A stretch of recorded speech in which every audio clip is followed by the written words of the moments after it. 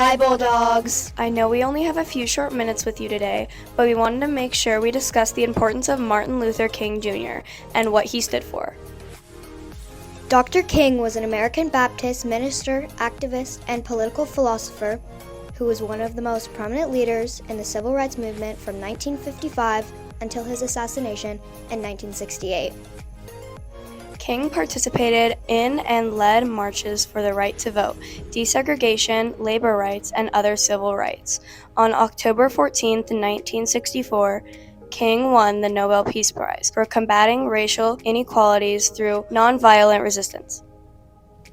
On November 2, 1983, President Reagan signed a bill creating a federal holiday to honor Dr. King, which was observed for the first time on January 20th, 1986. This holiday is what we know today as Martin Luther King Jr. Day. Taking a lesson from Dr. King, we challenge you to do good deeds, realize your dreams, and never stop believing in the greater good that we are all capable of. And now we'll hear from Kid President.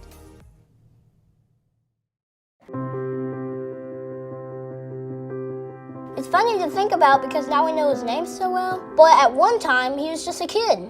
Like maybe you're a kid watching this, well, he was a kid too. Well, maybe you're a grown-up. That's okay too.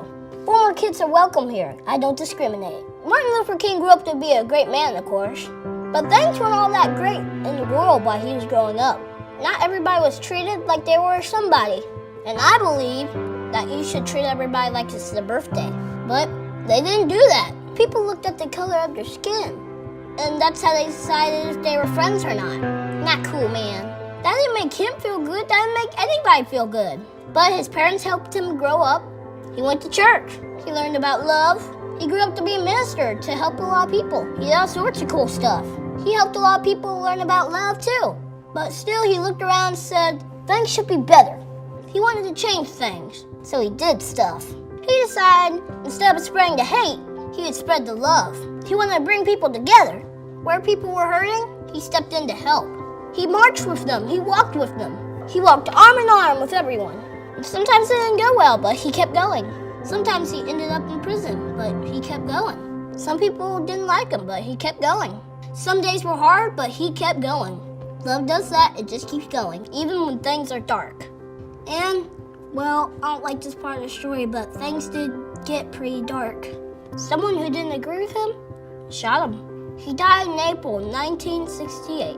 Now, kid president, why are you telling us this sad story? Come on. I know. I'm sorry, but it happened. I don't like that happened. Now, I gotta tell you something. When things aren't awesome, it can be tough. And things will always be awesome, but your response can be.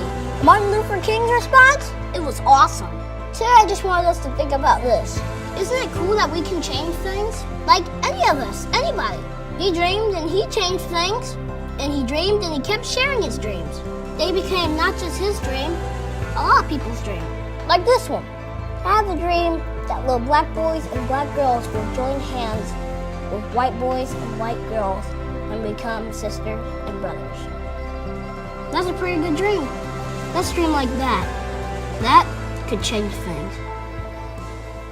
Even though we face the difficulties of today and tomorrow, I still have a dream. Yeah.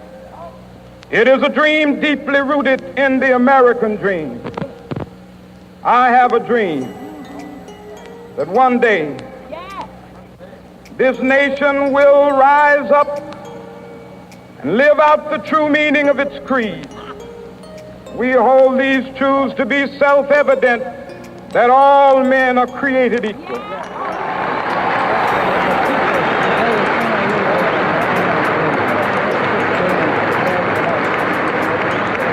I have a dream that one day on the red hills of Georgia, the sons of former slaves and the sons of former slave owners will be able to sit down together at the table of brotherhood. I have a dream.